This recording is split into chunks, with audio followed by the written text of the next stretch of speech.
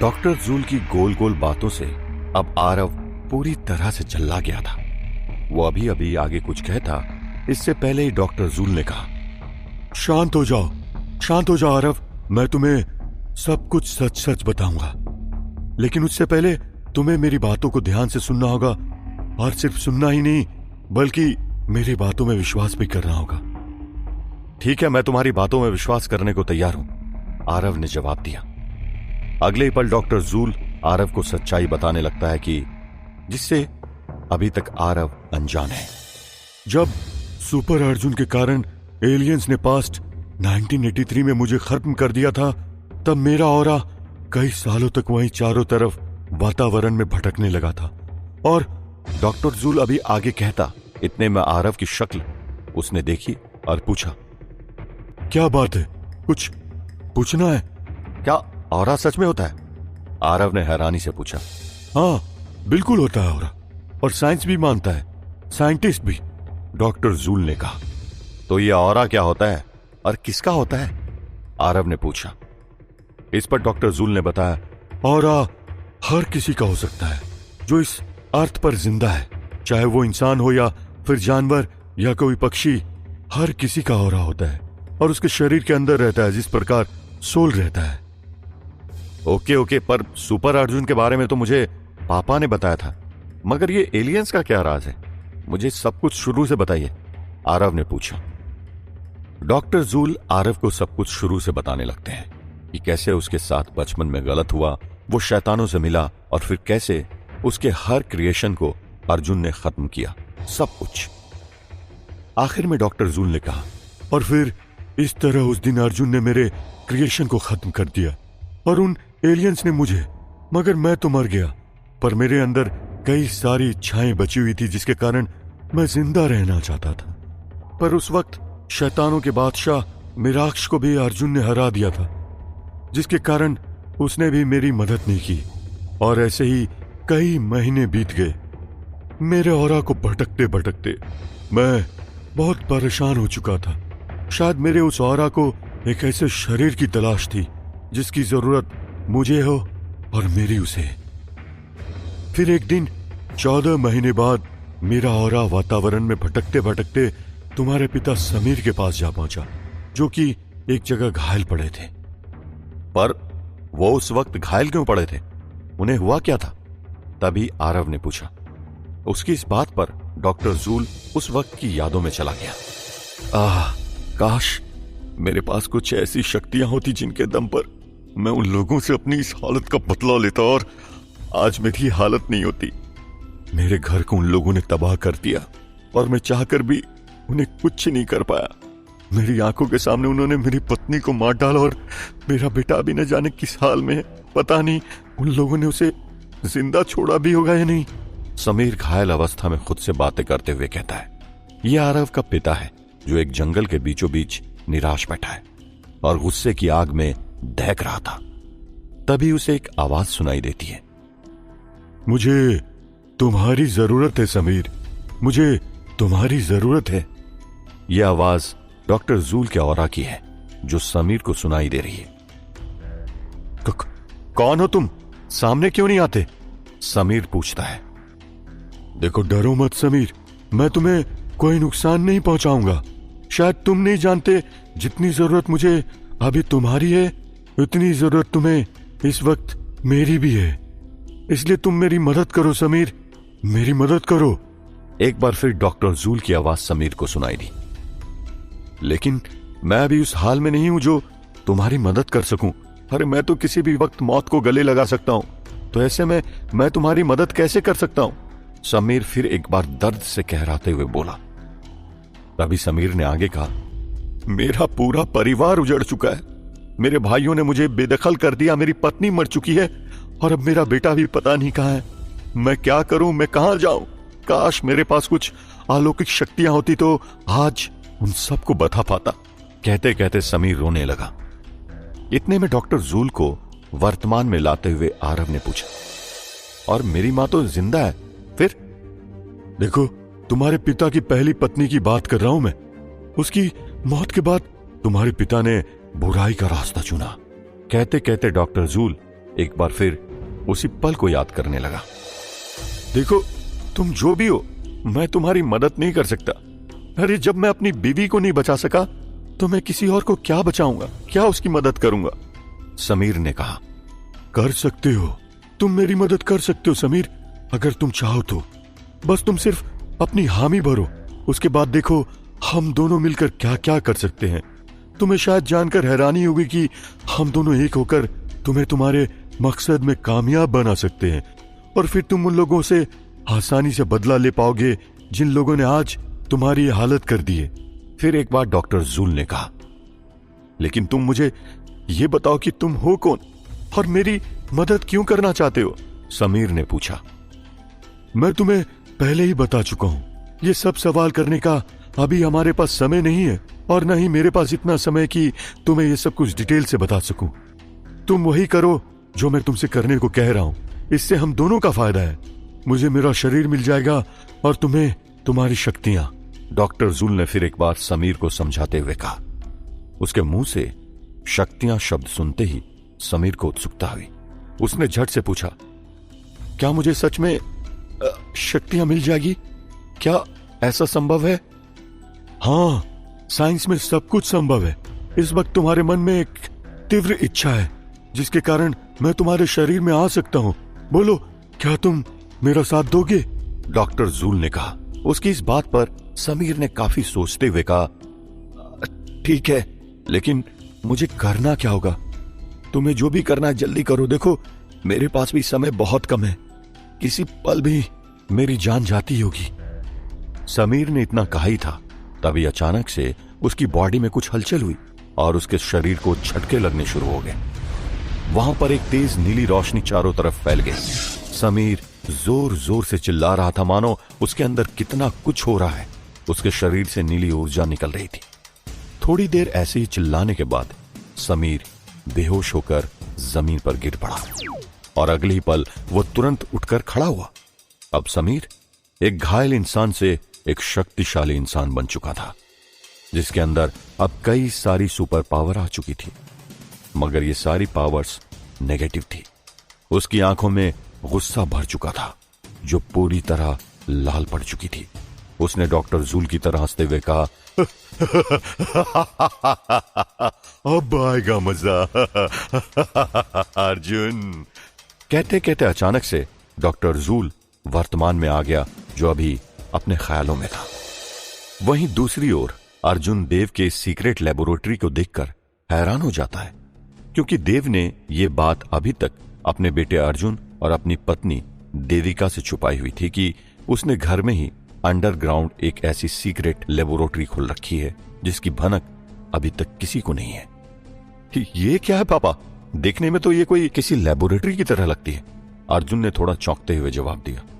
हाँ बेटा, तेरा सोचना सही है, ये लेबोरेटरी है जो कि मैंने सीक्रेट तरीके से यहां जमीन के नीचे बनाई है, देव ने जवाब दिया।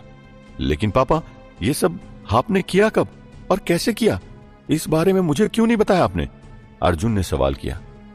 तूने क्या सोचा था बेटा, कि मैं साइंटिस्ट होकर यहां नॉर्मल जिंदगी जीऊंगा? अरे स्कूल में टीचर की जॉब करना तो एक बहाना है, बाकी मेरा असली मकसद कुछ और ही है, देव ने हंसते हुए जवाब दिया। कैसा मकसद पापा?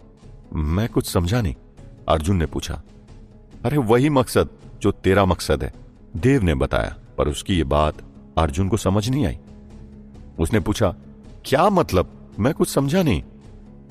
अरे मतलब यह कि मेरा मकसद है दुनिया को बुराई से बचाने का और अच्छाई कायम करने का, और जिस मकसद के लिए तेरा जन्म हुआ है बेटा, मैं उसी मकसद की बात कर रहा हूं, देव ने अर्जुन को समझाते हुए कहा। हाँ पापा, वो तो मुझे भी पता है, लेकिन अब मैं कैसे सामना करूंगा शैतानी ताकतों का, जिनका सामना करने के लिए मेरे पास वो सुपर पावर्स नहीं है जो कि सुपर अर्जुन बनते वक्त मेरे पास हुआ करती थी। मैं अब बस अर्जुन हूं पापा, सुपर अर्जुन नहीं, अर्जुन ने मायूस होते हुए कहा। मैं जानता हूं बेटा कि बगैर सुपर अर्जुन बने तू बुराई का सामना नहीं कर सकता, इसीलिए मैं आज तुझे यहां लेकर आया हूं ताकि तू वो सब कुछ हासिल कर पाए जो तुझे चाहिए। मैं तुझे वापस से सुपर अर्जुन बनता हुआ देखना चाहता हूं, वो सुपर अर्जुन जो हर बुराई के खिलाफ उसके रास्ते में उसे खत्म करने के लिए खड़ा हो जाता है। वो सुपर अर्जुन जिसके खून का हर एक कतरा अच्छाई को समर्पित है, और वो सुपर अर्जुन जिसका जन्म इस धरती पर सदियों में एक बार होता है। देव ने अर्जुन को अपनी बातों से हिम्मत देते हुए कहा, लेकिन पापा, हम मेरे पास कैसे वापस से वो सारी सुपर पावर आएंगी जो सुपर अर्जुन के पास थी, क्योंकि इस टाइम पैटर्न में वे सारी सुपर पावर मुझे वापस से मिल पाना नामुमकिन है। अर्जुन ने फिर एक बार अपना सिर नीचे झुकाकर पूछा, बेटा, मैं जानता हूं कि इस टाइम पैटर्न में तुम्हारा वापस से सुपर अर्जुन बन पाना मुश्किल है, लेकिन फिर भी हम पूरी कोशिश करेंगे असंभव को संभव करने की, क्योंकि ठान लिया तो असंभव इस दुनिया में कुछ भी नहीं। देव ने अर्जुन को भरोसा दिलाते हुए कहा। जवाब में अर्जुन ने मुस्कुराते हुए हां बोला। इधर दूसरी तरफ डॉक्टर जूल ने आरव को सारी हकीकत बता दी कि कैसे उसे मिरर में उसके पिता समीर और फिर मिरर के बाहर डॉक्टर जूल नजर आ रहा है। इस हकीकत को जानकर एक ओर आरव हैरान, तो वहीं दूसरी ओर उसके मन में अपने पिता के बारे में ज्यादा जानने का जुनून उमड़ने लगा है। क्या तुम मेरे एक सवाल का जवाब दोगे अगर मैं तुमसे करूं तो? आरव ने फिर एक और सवाल डॉक्टर जूल से किया। हाँ, तुम्हें हक है मुझसे कोई भी सवाल पूछने का, इसलिए तुम मुझसे बेझिझक सवाल पूछ सकते हो। बोलो, क्या सवाल है तुम्हारा? डॉक्टर जूल ने पूछा। उसके बाद आगे क्या हुआ ये तो तुमने बताया नहीं। तुम्हारा ऑरा जब मेरे पिता की बॉडी में गया तब उन्होंने क्या किया? क्या तब मेरे पिता साधारण से इंसान थे या फिर कुछ और?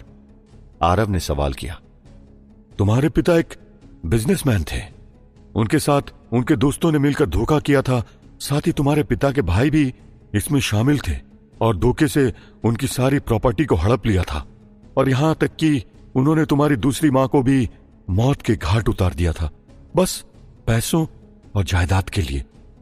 डॉक्टर जूल ने बताया। उसकी इस बात पर आरव का भी खून खौल उठा।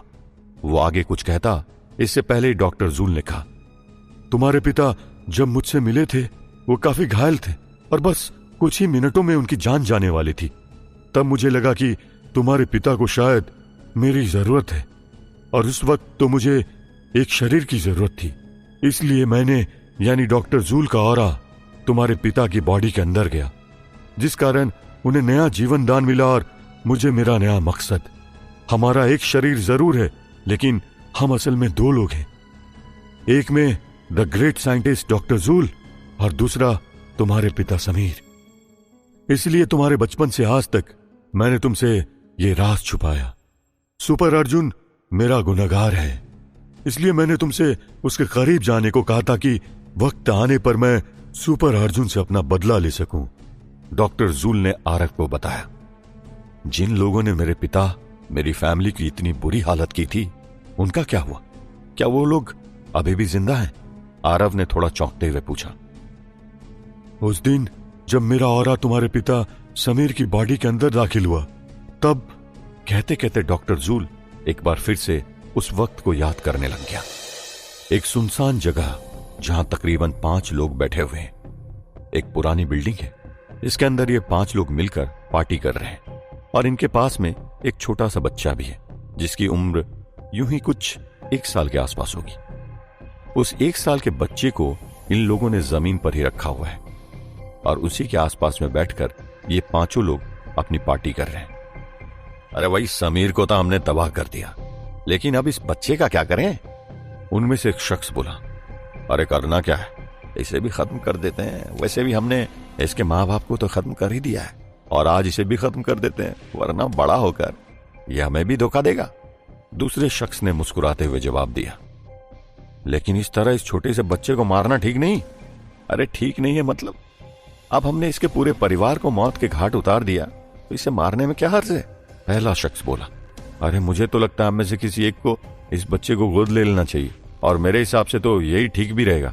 बड़े होकर इस बच्चे को क्या पता चल रहा है कि इसके माँ बाप कौन है? हम में से कोई भी इसके माँ बाप का नाम दे देगा, इससे हमें एक बेटा भी मिल जाएगा। दूसरे शख्स ने जवाब दिया। हाँ, वैसे आइडिया तो बुरा नहीं है तेरा।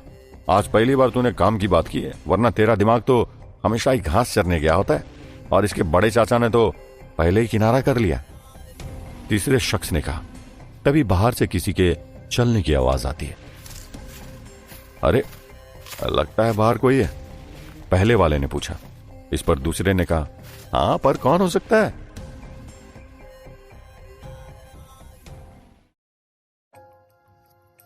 पांच लोग आपस में बात कर रहे थे कि तभी वहां उनको कुछ आवाजें सुनाई पड़ी।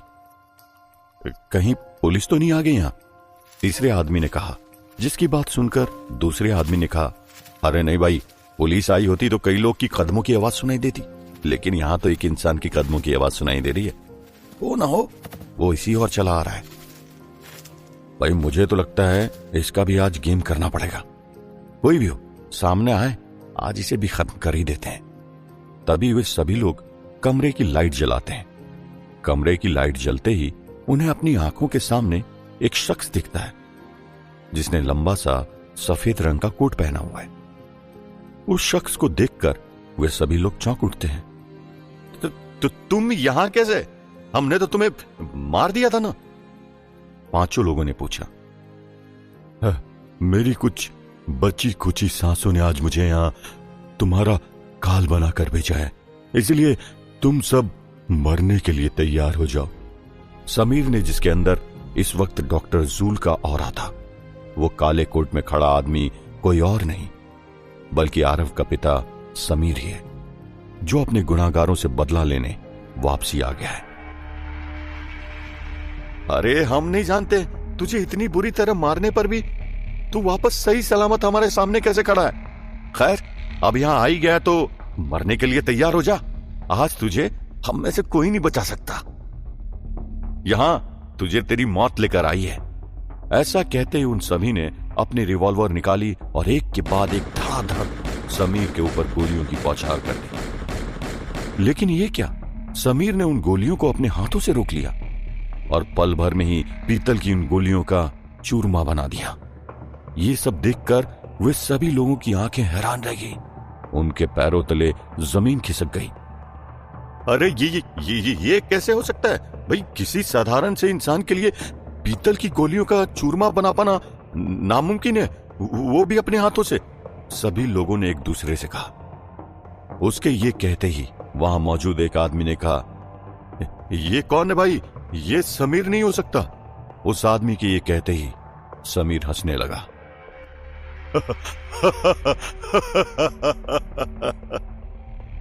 अगले ही पल उन सभी ने देखा कि समीर का चेहरा धीरे धीरे बदलने लगा। तभी अचानक से समीर का रूप पूरी तरह से बदल गया। अब उसने डॉक्टर जूल का पूरा रूप ले लिया, जिसे देखकर वे सभी लोग हक्का बक्का रह गए। अरे ये कैसे हो सकता? कौन हो तुम? वे सभी लोग घबराते हुए बोले। मैं तुम्हारी मौत हूं, the great scientist doctor joule. ऐसा कहते ही डॉक्टर जूल ने अपना हाथ आगे किया और अपना हाथ घुमाने लगा। तभी उसके कहते ही उन सभी लोगों की बंदूकें उल्टी हो गई और उनकी तरफ तन गई। अरे ये क्या हो रहा भाई? हमारी बंदूकें हमारी तरफ कैसे मुड़ गई? उन पांचों लोगों ने घबराते हुए कहा। इतने में डॉक्टर जूल की हंसी फिर से गूंजने लगी और वहां गोलियों की बौछार उन लोगों के ऊपर हो गई और चंद ही पलों में वे सभी लोग मौत की नींद सो गए। वे सभी लोग मारे गए जिन्होंने समीर और उसकी फैमिली को नुकसान पहुंचाया था, और इस तरह समीर का बदला पूरा हो गया। कहते कहते डॉक्टर जूल वापस अपनी यादों से वापस आ गया। इस कहानी को जानकर आरव हैरान रह गया और उसकी आंखों से आंसू बह निकले। उसने पूछा, और वो छोटा बच्चा और मेरे पापा के बड़े भाई, उनका क्या हुआ? उस बच्चे की बाद में मौत हो गई और तुम्हारे बड़े चाचा हिंदुस्तान से बाहर भाग गए। उसका इंतजार आज भी मैं और तुम्हारे पापा कर रहे हैं, डॉक्टर जूल ने बताया। देखिए, आपका एहसान मैं जिंदगी भर नहीं भूल पाऊंगा। आपने न सिर्फ मेरे परिवार के गुनाहगारों को मारा बल्कि मेरे दिल को भी तसल्ली दी है। आरव हाथ जोड़ते हुए डॉक्टर जूल से कहता है। नहीं बेटे, मैंने तुम्हारे ऊपर कोई एहसान नहीं किया। मैंने तो सिर्फ वो किया है जो उस वक्त मुझे करना चाहिए था, क्योंकि तुम नहीं जानते आरव कि उस वक्त मुझे भी तुम्हारे पिता की उतनी ही जरूरत थी जितनी कि तुम्हारे पिता को मेरी। डॉक्टर जूल ने आरव को समझाते हुए कहा, अब आप जो कहेंगे मैं वो करूंगा, और आज से मेरी हर एक सांस भी आपको ही समर्पित है। आपके लिए मैं अपनी जान भी दे सकता हूं और किसी की जान ले भी सकता हूं। आरव ने डॉक्टर जूल से कहा। उसकी इस बात को सुन डॉक्टर जूल को काफी खुशी हुई। तभी इतने में आरव ने पूछा, आपने जो कुछ भी बताया मुझे सब समझ आया, पर एक बात बताइए, अर्जुन वापस आपके लैब से टाइम मशीन लेकर यहां आ गया, फिर उसने सबको यह क्यों कहा कि वो 1 साल कहीं और था? आरव का सवाल कहीं ना कहीं सही था। इसी को लेकर डॉक्टर जूल ने कहा, टाइम मशीन खराबी के कारण ऐसा हुआ, और तो और सारी दुनिया ये सब कुछ भूल सकती है, मगर मैं नहीं, क्योंकि मेरे पास कुछ शैतानों की शक्तियां हैं, और इतने सालों से मैं छुपा इसलिए था ताकि मैं फिर से अपने क्रिएशन को जिंदा कर सकूं। कहते कहते डॉक्टर जूल हंसने लगा। मैं सब कुछ समझ गया। मेरे पापा के ऊपर आपका एहसान है, और अब मैं आपका हर काम पूरा करूंगा, आरव ने शैतानी मुस्कान लाते हुए कहा। देखो, तुम्हें ज्यादा कुछ करने की जरूरत नहीं, तुम्हें बस मेरी मदद करनी होगी मेरा मकसद को पूरा करने में, जो कि पूरी दुनिया में अच्छाई का नामो निशान मिटाना है और बुराई को दुनिया में फैलाना है। डॉक्टर जूल ने कहा, और फिर एक अजीब सी हंसी हंसने लगा। जवाब में आरव भी एक अजीब सी हंसी हंसने लगा। एक तरफ आरव ने सारी सच्चाई जान ली थी, तो वहीं दूसरी तरफ अगली सुबह स्कूल की एक बस, जो कि मानर घाट होते हुए शिलवरी जा रही है। सुबह के 8:30 बजे हैं। सुबह सुबह की धूप के बीच कच्ची सड़क पर चलती स्कूल की बस, और ऊपर से स्कूल जाने के लिए बच्चों का एक्साइटमेंट देखने को बनता है। सभी बच्चे काफी खुश हैं। तभी अचानक स्कूल बस में कुछ हलचल मचनी शुरू होती है। तभी ड्राइवर की नजर सामने जाती है। ड्राइवर को एहसास होता है कि बस नीचे की ओर धंसती जा रही है। अरे अरे, वो पुल टूटती जा रही है, ड्राइवर साहब कुछ करो, कंडक्टर ने चिल्लाते हुए कहा। अब ड्राइवर पूरी तरह घबरा चुका है और सभी बच्चे जोर जोर से बचाओ बचाओ चिल्लाने लगे हैं। यह पुल ऊपर चट्टान पर बनी हुई है, जो कि पहाड़ों की रोड के ऊपर है, और अब तो ऐसा लग रहा है जैसे सभी बच्चे बस समेत सैकड़ों मीटर नीचे गहरी खाई में समा जाएंगे। वहां पर अब बहुत सारी गाड़ियां रुकना शुरू हो गई हैं, और सभी लोग अपनी गाड़ियों से उतरकर इन बच्चों से भरी स्कूल बस को देख रहे हैं, जो कि किसी भी वक्त गहरी खाई में जा सकती है। अरे कोई बचाओ इन बच्चों को, अरे देखो कोई, सभी लोग मर जाएंगे, कोई कुछ करो भाई, सभी लोग जोर जोर से चिल्लाते हुए कहते हैं। जहां एक और पुल एकाएक टूटते जा रही है, तो वहीं पुल के ऊपर खड़ी स्कूल बस अब धीरे धीरे नीचे की तरफ जा रही है। हे भगवान, भगवान, मुझे कुछ भी हो चलेगा, बस में इन बच्चों को बचा लो, ड्राइवर ने अपने हाथ जोड़ते हुए कहा, क्योंकि बस अब उसके कंट्रोल से बाहर हो चुकी थी। बचाओ, हमें बचाओ, प्लीज हमारी कोई मदद करो, बचाओ हमें, सारे बच्चे चिल्लाते हुए मदद मांग रहे थे। इतने में बस हिलने लगी और उसका अगला चक्का अंदर जाकर धंसा, और देखते ही देखते पुल टूट गई। बच्चों से भरी बस सीधे खाई में जा गिरी। तभी अचानक से उस बस को किसी ने पकड़ लिया। ऐसा लग रहा था जैसे उस बस को अचानक एक झटके के साथ एक बड़ी सी क्रेन ने पकड़ लिया है, क्योंकि अब वो पुल टूटकर नीचे गिर चुका है और पूरी पुल नीचे सैकड़ों मीटर गहरी खाई में जा चुकी है। लेकिन वो स्कूल की बस अभी भी हवा में लटकी हुई है। ये सब देखकर वहां पर मौजूद सभी लोग हैरान हैं, और साथ ही हैरान है बच्चों समेत ड्राइवर भी चौंक गया। हैं? ये कैसे हो सकता है? ये बस हवा में कैसे रुक कर लटक सकती है? ड्राइवर पूरी तरह शॉक्ड होकर अपने आप से सवाल कर रहा है। अरे बंटी, देखिए बस तो हवा में लटकी हुई है, ये कैसे हो सकता है? एक बच्चे ने कहा। हाँ गोलू, तू तो ठीक कहता है, बस वाकई हवा में लटक रही यार, पर कैसे? बंटी ने उल्टा सवाल करते हुए पूछा। अगले ही पल स्कूल बस के अंदर मौजूद सभी बच्चे ये महसूस करते हैं कि वो बस हवा में उड़ने लगी है, और हवा में उड़कर कुछ ही देर में रोड में आ जाती है। अब सभी बच्चे जल्दी जल्दी बस से बाहर निकल जाते हैं। अगले ही पल बस का ड्राइवर भी बाहर निकल जाता है। सभी बच्चे बाहर आकर देखते हैं कि एक लड़का, जिसने कि अपने चेहरे पर मास्क लगाया हुआ है, वो उन सभी बच्चों को बस की छत पर खड़े होकर हाथ हिला रहा है। क्या तुमने हमें बचाया? कौन हो तुम? उन सभी बच्चों ने पूछा। जवाब में उस मास्क पहने हुए लड़के ने हाँ में अपना सिर हिलाया। अगले ही पल बच्चे उस मास्क पहने हुए लड़के को देखकर खुश हो गए और उससे बोले, क्या नाम है तुम्हारा? सुपर अर्जुन, उस मास्क पहने हुए लड़के ने जवाब दिया। और इसी तरह फिर एक बार अच्छाई का मसीहा सुपर अर्जुन वापस आ गया लोगों को बचाने। वहां पर मौजूद सभी बच्चे जोर जोर से सुपर अर्जुन चिल्लाने लगते हैं। अब सुपर अर्जुन वही पुराना सुपर अर्जुन है जिसके साथ मौजूद है तमाम सुपर पावर, जिनकी मदद से वो बुराई के खिलाफ लड़ सकता है और लोगों की जान भी बचा सकता है। इसीलिए उन बच्चों के साथ सुपर अर्जुन भी अपनी सुपर पावर्स को वापस पाकर काफी खुश है। देखते ही देखते वहां पर काफी सारी गाड़ियां रुकनी शुरू हो गई और सभी लोग गाड़ियों से उतरकर सुपर अर्जुन को बड़े गौर से देखने लगते हैं। सभी लोग अपने सामने आज पहली बार किसी सुपर हीरो को देख रहे हैं जिसने आज अपनी सुपर पावर से स्कूल के बच्चों की जान बचाई। सभी लोग सुपर अर्जुन को देखकर खुश हैं और उसकी ओर अपने हाथ हिला रहे हैं। उन सभी लोगों को देखकर सुपर अर्जुन भी हवा में अपना हाथ हिलाता है और अगले ही पल लंबी छलांग के साथ वहां से गायब हो जाता है।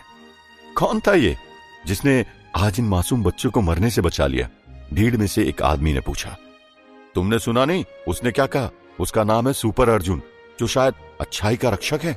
दूसरे आदमी ने जवाब दिया। इस पर भी बाकी भीड़ बातें करने लगी। हाँ, तुम ठीक कहते हो, इसलिए तुमने देखा नहीं कैसे उसने स्कूल की बस हवा में ही पकड़ लिया। ये सारे लोग सुपर अर्जुन के बारे में बात कर रहे थे। वहीं दूसरी ओर मनार घाट गांव समेत पूरे सिलवरी में यह खबर आग की तरफ फैल चुकी थी कि सुपर हीरो ने स्कूल की बस को अपने हाथों से पकड़कर उसमें बैठे बच्चों को बचाया है।